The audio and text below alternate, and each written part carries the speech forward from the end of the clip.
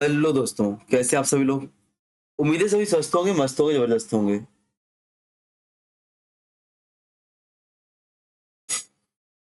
तो आपको पता है यहाँ पर एमपीपीएससी असिस्टेंट प्रोफेसर की क्लास चालू है आपके लिए।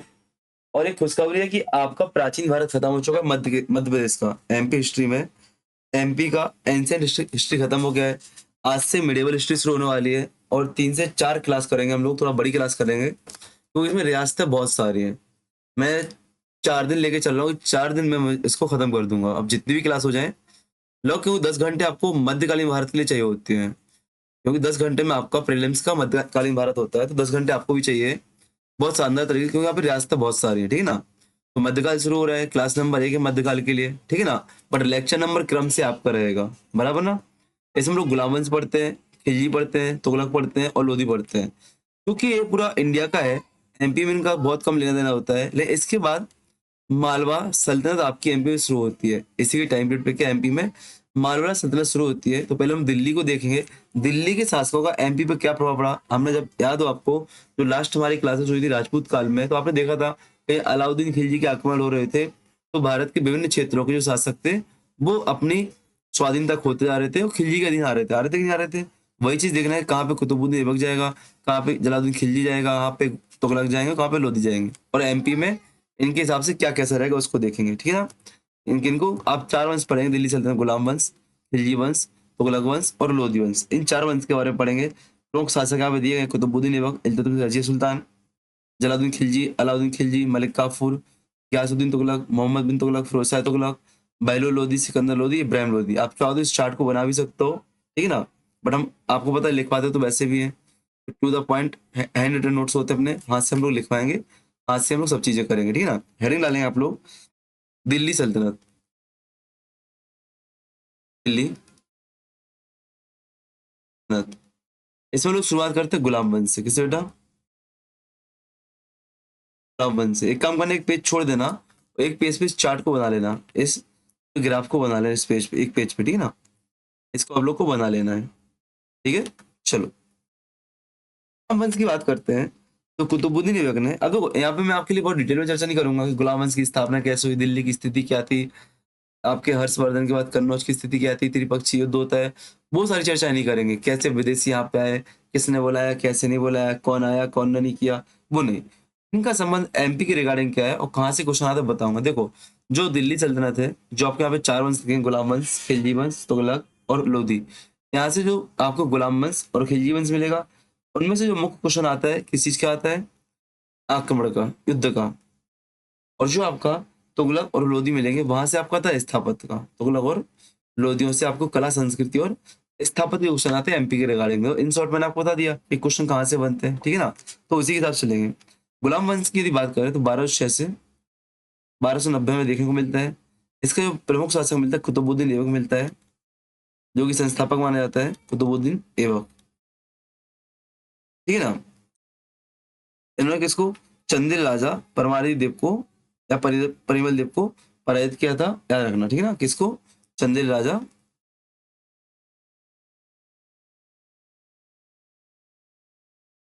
परिमल या परमारती देव को पराजित किया था। और क्या किया था, इनको हराकर कालिंजर दुर्ग को जीता था, कालिंजर पर कब्जा कर लिया था। किसने? कुतुबुद्दीन ऐबक ने, ठीक है ना। इस बात को आपको याद रखना है। कुतुबुद्दीन ऐबक के बाद इसके गद्दी पर इल्तुतमिश मिलेगा, प्रमुख शासक। इल्तुतमिश एक शासक मिलेगा आपको, ठीक है ना। इसको हम लोग सल्तनत काल का वास्तविक संस्थापक मानते हैं। क्या? सल्तनत का वास्तविक संस्थापक मानते हैं, दिल्ली सल्तनत का वास्तविक संस्थापक मानते हैं, ठीक है ना। इन्होंने भाई साहब क्या, ग्वालियर दुर्ग के प्रतिहारों को पराजित किया था, प्रातिहारों को पराजित किया था, इस बात को याद रखना, ठीक है ना। ठीक। आपके इल्तुतमिश दिल्ली सल्तनत का ऐसा पहला शासक है, इल्तुतमिश क्या, दिल्ली सल्तनत का पहला ऐसा शासक है जिसने उज्जैन के महाकालेश्वर मंदिर को ध्वस्त करने का प्रयास किया था। उज्जैन के महाकालेश्वर मंदिर को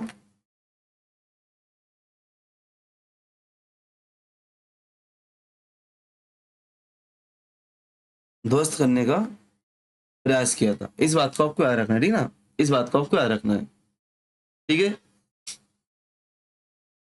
इसके बाद आपको मिलता है इल्तुतमिश के बाद गयासुद्दीन बलबन।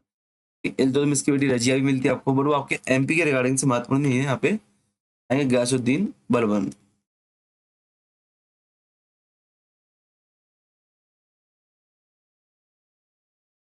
गयासुद्दीन बलबन याद रखना, गयासुद्दीन बलबन की नीति फेमस है। क्या? बलबन की रक्त और लोहे की नीति, रक्त व लोहे की नीति। अब रक्त और लोहे की नीति क्या थी बेटा? ब्लड एंड आयरन पॉलिसी क्या थी आपकी? यहाँ पे ऐसा था कि जिसको हराना है तो मार पीट के हराएंगे, युद्ध करके हराएंगे, ठीक है ना, युद्ध करके अपने साम्राज्य का विस्तार रखेंगे, अपना युद्ध करके अपने विरोधियों को दबाएंगे, अपने सामंतों को युद्ध के माध्यम से दबाएंगे। मतलब कि बहुत कट्टर व्यक्ति था कि यदि तुमने राजा को आँच आने दी तो हम तुमको काट के फेंक देंगे, कोई माफीनामा नहीं होगा, न्याय में सीधा मृत्यु दी जाएगी, ठीक है ना। इस बात का रखना। तो इन्होंने क्या, जो नरवर के राजा थे आपके, नरवर, नरवर के राजा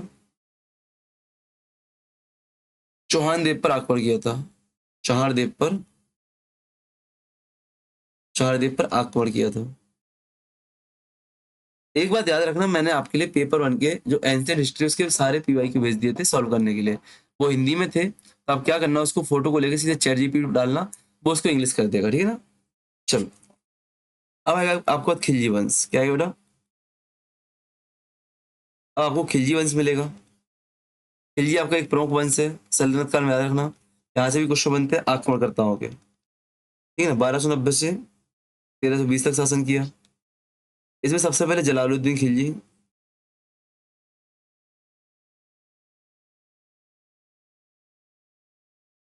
जलालुद्दीन खिलजी, ठीक है ना। इन्होंने मालवा को लूटा था। इन्होंने क्या? मालवा को लूटा था।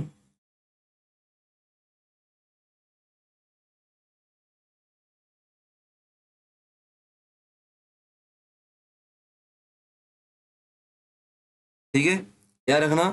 जलालुद्दीन खिलजी का आपको मिलते हैं यहाँ पे, जलालुद्दीन खिलजी का मिलेंगे आपको अलाउद्दीन खिलजी, इंपोर्टेंट रहेगा।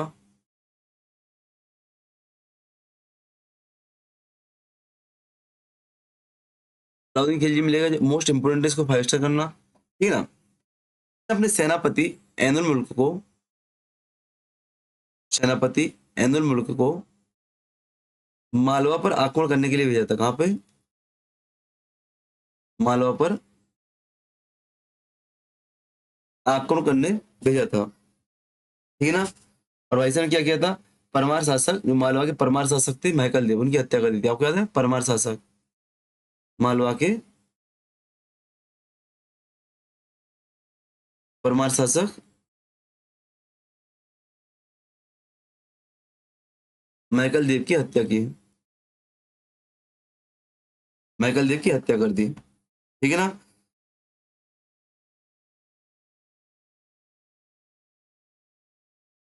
1296 में अलाउद्दीन खिलजी ने कालिंजर, चेदी, धार, मांडू जैसे नगरों को लूटा। 1296 में कालिंजर, चंदेरी, धार व मांडू जैसे शहरों पर आक्रमण किया और यहाँ से बहुत धन संपत्ति लूटी, बहुत धन संपत्ति लूटी, ठीक है ना। आपको बता दूं, जब अलाउद्दीन खिलजी मांडू विजय कर रहा था, तो अलाउद्दीन खिलजी मांडू विजय कर रहा था, तो अमीर खुसरो भाई साहब के साथ थे। अमीर खुसरो एक इतिहासकार रहे हैं, आपको इतिहास में व्यक्तित्व पढ़ते वहां मिलेगा आपको, इनके साथ थे, ठीक है ना। इस बात को रखना। क्या? अलाउद्दीन खिलजी जब मांडू विजय कर रहे थे तो अमीर खुसरो इनके साथ में थे, ठीक है, साथ में थे। और अमीर खुसरो ऐसा बताते हैं, अमीर खुसरो का एक खतन फेमस है। जब मांडू जीत जाते हैं कौन? अलाउद्दीन खिलजी, तो अमीर खुसरो मांडू विजय को दक्षिण विजय की कुंजी मानते हैं। क्या? मांडू विजय को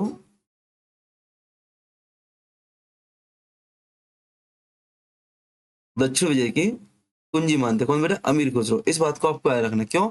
इसके लिए अलाउद्दीन खिलजी से बोलते हैं कि मांडू विजय की क्या है? दक्षिण विजय की कुंजी है, क्योंकि दक्षिण में जाने का रास्ता से खुल जाता है, दक्षिण में जाने का रास्ता यहाँ से खुल जाता है। साथ ही साथ जो दमोह का सलैया शिलालेख है, दमोह का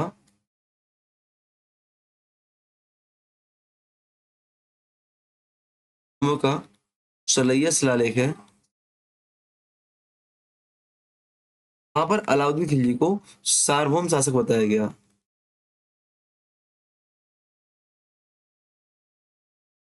अलाउद्दीन खिलजी को क्या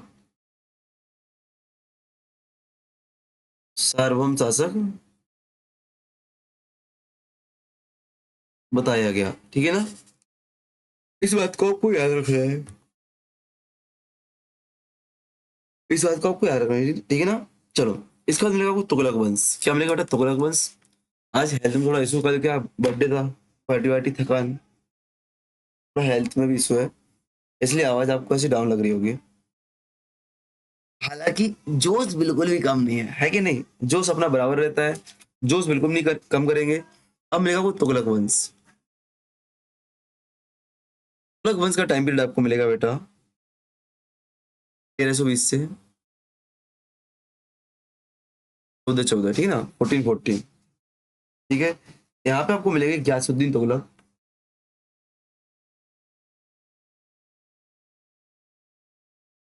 कौन मिलेगा आपको यहाँ पे? ग्यासुद्दीन।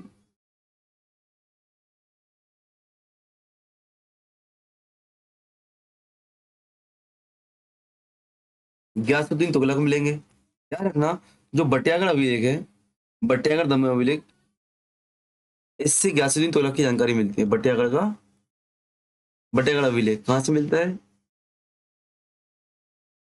दमोह जिले से, दमोह जिले से। इससे क्या,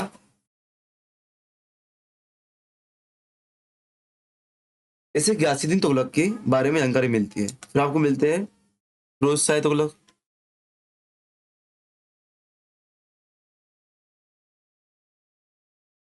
फिरोज शाह तुगलक, तो मैंने पहले ही बोल दिया था कि आपके गुलाम वंश और खिलजी वंश क्या मिलता है?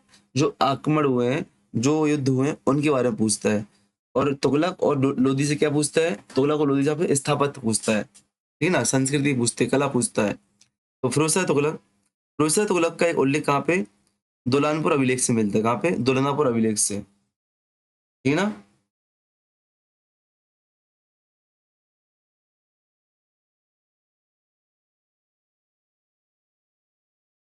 दुलनीपुर अभिलेख, दुलनीपुर अभिलेख कहाँ पे बेटा?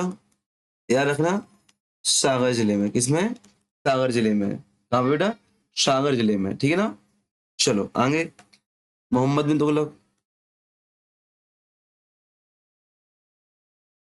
मोहम्मद बिन तुगलक, आप पता है आपको यहाँ पे एक ही क्लास में एमपी पढ़ने मिल रहा है। जब इंडिया में पढ़ते ना, तो भाई साहब एक व्यक्ति एक क्लास में होता है, एक व्यक्ति के लिए 3 से 4 घंटे लग जाता है पढ़ने के लिए।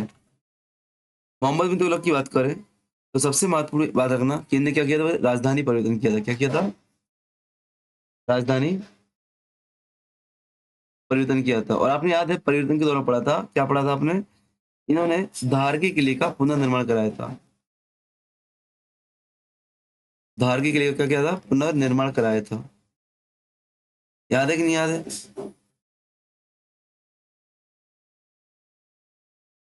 वो धार के किले का पुनर्निर्माण कराया था। धार का किला किसने बनवाया था बेटा?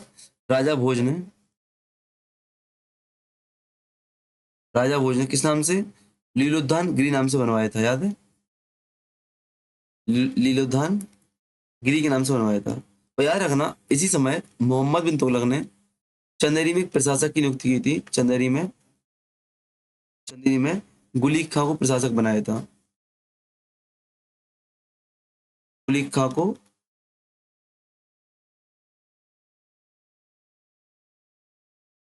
प्रशासक बनाया था। इस बात को याद रखना आपको। सातवां बात है फिरोज शाह तुगलक। हाँ तो बेटा, फिरोज शाह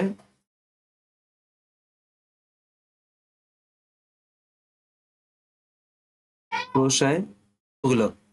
तो फिरोज शाह तुगलक आपको याद रखना, फिरोज शाह तुगलक ने मलिक रजा को बुरहानपुर का सूबेदार नियुक्त किया था, ठीक है ना। बुरहानपुर का सूबेदार नियुक्त किया था।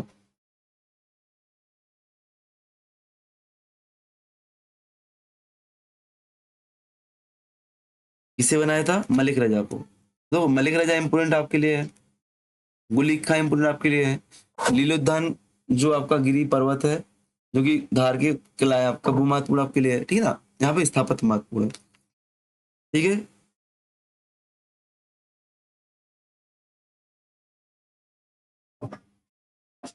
इस बात का याद रखना, मैंने आपसे क्लास की शुरुआत में बोला कि इसी के समकालीन आपको मालवा क्षेत्र में एक अलग से मुस्लिम डायनेस्टी दिखेगी।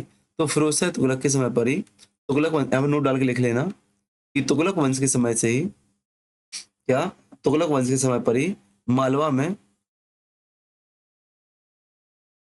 दिलावर खां गौरी ने, दिलावर खां गौरी ने स्वतंत्र मालवा सल्तनत की शुरुआत की थी। स्वतंत्र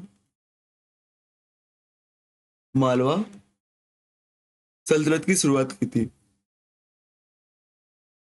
ठीक है ना। इसका था लोधी वंश। लोधी वंश, तो लोधी वंश में आपको मिलेगा बेटा यहाँ पे 1451 से 1526 में उमर बहलोल लोधी, बहलोल लोधी मिलेगा आपको, बहलोल लोधी आपको मिलेगा, ठीक है ना। बहलोल लोधी ग्वालियर पर पहला आक्रमण किया। हाँ, इन्होंने भाई साहब ने आक्रमण किए थे, याद रखना। बहलोल लोधी ने ग्वालियर पर आक्रमण किया, ग्वालियर पर आक्रमण। लेकिन मानसिंह तोमर ने पराजित कर दिया। लेकिन क्या, मानसिंह तोमर ने इनको पराजित कर दिया था। मानसिंह तोमर ने क्या किया, इन्हें इन्हें पराजित कर दिया।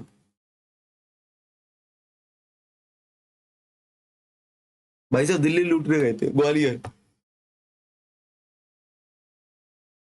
भाई साहब ग्वालियर लूटने गए थे, लेकिन भूल गए भैया तोमर शासक बैठा है, मानसिंह तोमर, जो सबकी बैंड बजाता है, ठीक है ना। यार आपको मानसिंह नाम आपको 5 जगह मिलेगा। मानसिंह नाम आपको आधुनिक भारत में मिलेगा, ओरछा में मिलेगा, ग्वालियर में आपको मानसिंह मिल रहा है। तो मानसिंह के नाम पे डाउट नहीं होना, कहीं मानसिंह बुंदेला है, कहीं मानसिंह तोमर है। इस बात को आपको प्रीलिम्स में किसके बारे में पूछ रहा है, ठीक है ना। फिर मिलेगा आपको सिकंदर लोधी। क्या, सिकंदर लोधी। यार हमें सिकंदर लोधी ने क्या किया था, सिकंदर लोधी ने अपनी राजधानी दिल्ली से कहाँ ले गया, आगरा ले गया। राजधानी दिल्ली से आगरा, क्यों, क्योंकि भाई साहब ग्वालियर के किले पर क्या नियंत्रण रखना चाहते थे। ग्वालियर किले पर नियंत्रण के लिए अपनी राजधानी दिल्ली से आगरा ले आए भाई साहब, ठीक है ना। इस बात को याद रखना है।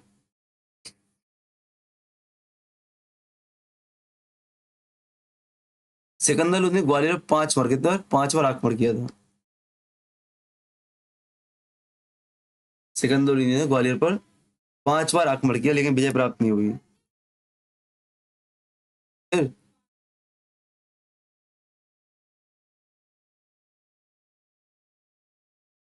आते इब्राहिम लोधी। इब्राहिम लोधी ने 1517-18 में, 1718 में ग्वालियर में तोमर वंश के शासक विक्रमजीत को पराजित किया था। किसको, विक्रमजीत को।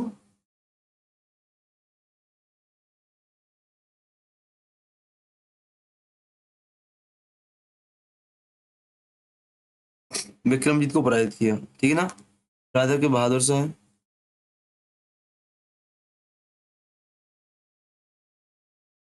बहादुर शाह, बहादुर शाह याद रखना।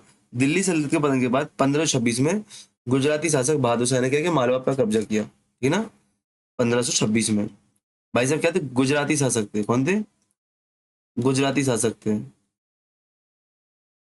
गुजरात से बढ़ते हैं बहादुर शाह कहाँ पे, मालवा की तरफ, और मालवा पर कब्जा कर लेते हैं। अब याद रखना है, बहादुर शाह को याद रखना आप लोग, बहादुर शाह को याद रखना। इनके बाज बहादुर आते ही अकबर का टाइम आता है।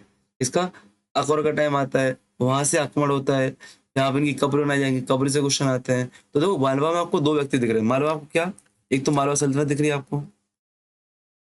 अब सुनना, एमपी में मध्यकाल में क्या दिखता है, एक तो आपको मालवा सल्तनत दिखेगी, सुन लेना कॉलेज से, मालवा सल्तनत दिखेगी आपको, ठीक है ना। जहां पर आपको बहुत सारे, जैसे गौरी वंश दिखेगा आपको मालवा में, गौरी वंश दिखेगा, खिलजी वंश दिखेगा आपको, ठीक है ना। ठीक, दिलावर खां गौरी, अल्फ खां, गजनी खां, ये आपको दिखेंगे। और यहाँ यहीं पे आपको देखो, यहाँ पे आपको क्या दिख रहा है, गुजरात से एमपी में, गुजरात से एमपी में कौन, बहादुर शाह आ जाते हैं। तो बहादुर शाह दिखते हैं, उनको उत्तराधिकारी कादर शाह, सुजात खां, बाज बहादुर दिखेंगे। बाज बहादुर और रानी रूपमती की कहानी फेमस रहेगी। यहाँ पे अकबर का आगमन होगा जब, तो अकबर से मर जाएंगे भाई साहब, है कि नहीं? ठीक ना, याद रखना। तो इसी क्षेत्र में आपको मालवा में गुजरात शासक है, निमाड़ में आपको फारूकी वंश दिखता है इस क्षेत्र समय पे। क्या निमाड़ में आपको फारूकी वंश दिख जाएगा, ठीक है ना? निमाड़ में आपको क्या दिख जाएगा? फारूकी वंश दिख जाएगा, ठीक है। इसको हम लोग करना तो इसी क्लास में था, बट मैं नेक्स्ट क्लास में करूंगा, क्योंकि एक तो आवाज की दिक्कत आ रही है, मतलब हिम्मत नहीं बैठ रही है हेल्थ की वजह से। सेकंड टॉपिक अलग है, तो मैं तो उसी क्लास में कर रहा हूँ, जिसका टॉपिक हम लोग क्या रख देंगे, मालवा में सल्तनत काल। मालवा में सल्तनत काल टॉपिक रख देंगे, ठीक है ना? इस बात को याद रखना। गौरी वंश, खिलजी वंश और अन्य शासक कर लेंगे हम लोग, ठीक है ना? तो बेस्ट ऑफ लक, जय हिंद। मिलते हैं नेक्स्ट क्लास में। क्लास को लाइक कमेंट शेयर सब्सक्राइब जरूर कर देना। क्लास को लाइक कमेंट शेयर सब्सक्राइब जरूर कर देना, मतलब वो तो करते नहीं हो, नोट्स जरूर शेयर कर देना, नोट्स जरूर भेज देना, ठीक है ना? तो बेस्ट ऑफ लक, जय हिंद, जय भारत।